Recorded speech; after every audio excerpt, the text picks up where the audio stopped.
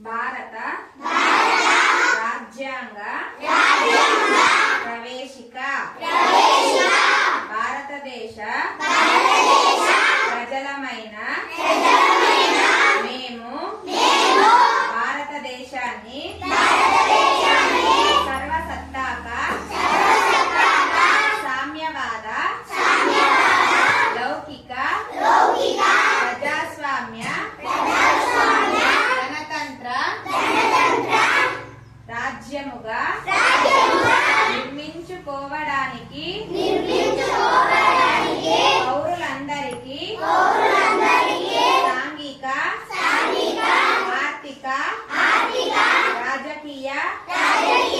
న్యాయాన్ని ఆలోచన భావ ప్రకటన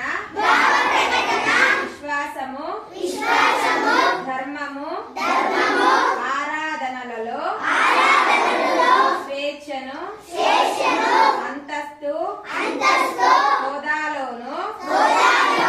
అవకాశములోను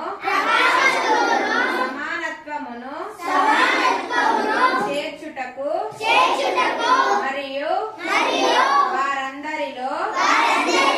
వ్యక్తి గౌరవమును జాత్యైక్యతను మరియు అఖండతను తప్పక సంరక్షిస్తూ సౌభ్రాతృత్వాన్ని పెంపొందించుటకు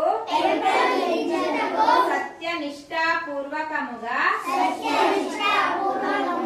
తీర్మానించుకొని 26 నవంబర్